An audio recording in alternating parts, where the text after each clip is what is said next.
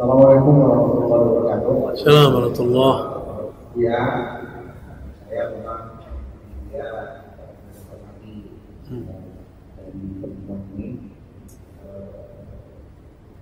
Kemarin di Pesta Malam dia bicara masalah tauhid. Tauhid itu yang terakhir adalah surat Al-Nas.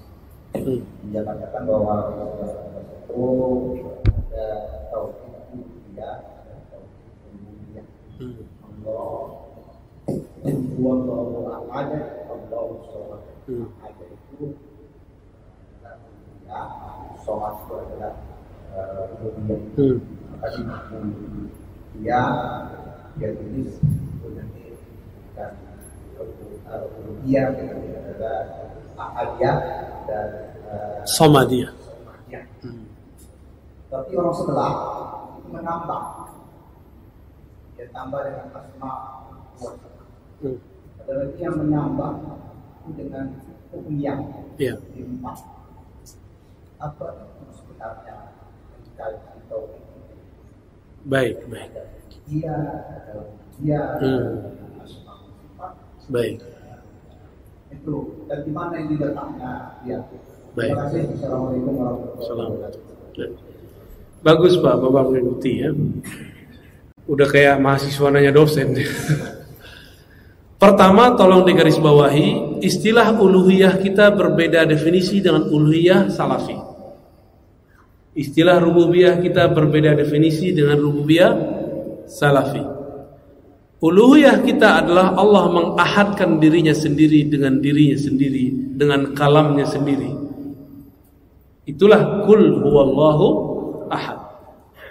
Hanya Allah lah yang bisa mengesahkan dirinya sendiri sesempurnanya. Itulah tauhid uluhiyah.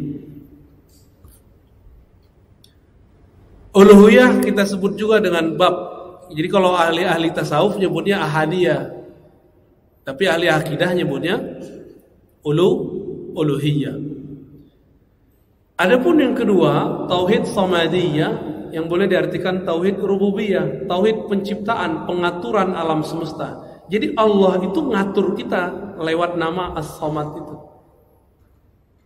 Dengan As-Samad itulah Allah menghidupkan satu rambut di tubuh, satu sel di badan kita.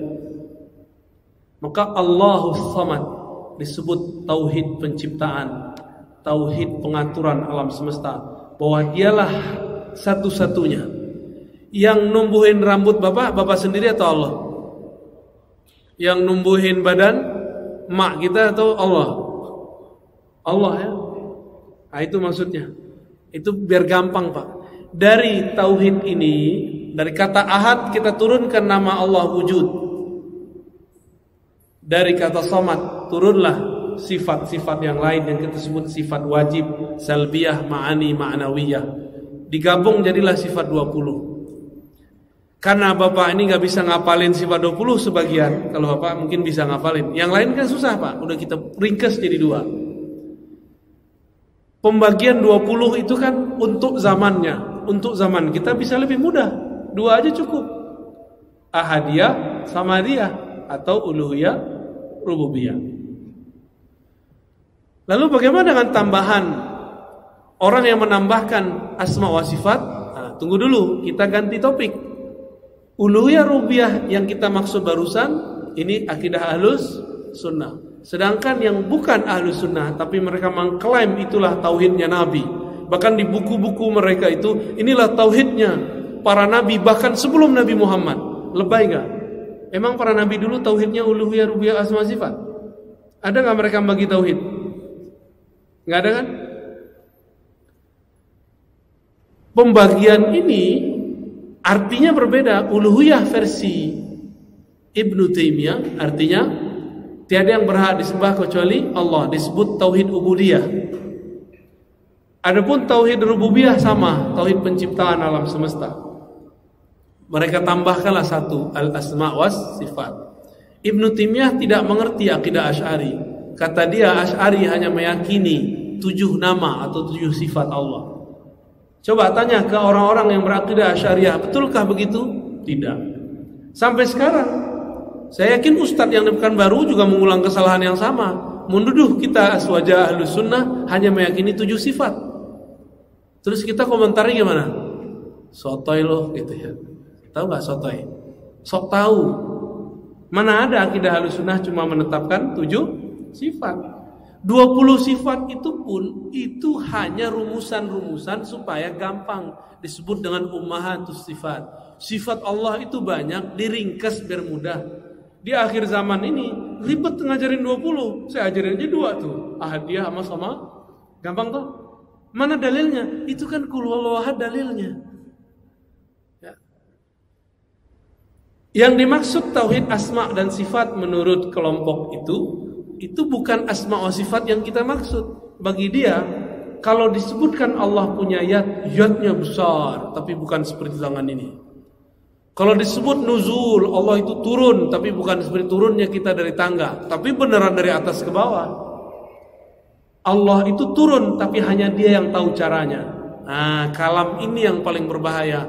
Mereka masih menetapkan Allah bercara. Disitulah kekeliruan asma dan sifat ajaran yang diwariskan Ibnu Taimiyah. Ya, ghafarallahu lahu. Semoga Allah mengampuni ya. Dia kan di akhir hayatnya ditobat. Ya. Kita bilang begitu Pak, disebut memfitnah lagi. Ya. Padahal beneran Ibnu Taimiyah kata Zahabi dia tobat di akhir hayatnya. Bagaimana dengan kelompok yang mengganti? Nah, jadi Salafi ini ada yang murni, ngaji-ngaji aja Pak, debat-debat, nyala-nyalain, bidah-bidahin. Ada Salafi yang kesusupan, namanya Salafi Haroki, Salafi pergerakan. Salafi pergerakan terbagi 2. Ada yang jihadis. Apa arti jihadis? Ngajak perang. ISIS, dulu Al-Qaeda. Kalau di Indonesia Jamaah Islamiyah kali ya. Itu haroki jihadi. Ada yang kedua, haroki siyasi. Harokah tapi pergerakan politik. Maka mereka ada yang jadi partai A, masuk ke partai B gitu. Apa akidah mereka? Uluhiyah, rububiyah. Yang ketiga itu tauhid mulkiyah atau hukmiyah, bahwa pemerintahan di alam semesta di dunia ini harus satu, daulah Islamiyah. Ya bagus sih, cita-cita daulah Islamiyah bagus nggak? Tapi kalau versi mereka saya nggak mau. Ya. Daulah Islamiyah yang kita tunggu itu daulah Islamiyah yang nanti akan dibangkitkan oleh Al-Imam Al-Mahdi. Itu aja Pak. Nanti udah nggak ada lagi. Maka apapun pergerakan orang hari ini buat negara Islam, buat khilafah Islamiyah, itu akan terhalang terus. Negara apa yang akan mengatakan kami akan menerapkan syariat Islam, nggak akan berhasil. Ada aja halangannya. Karena Allah tidak ridha kecuali untuk imam akhir zaman.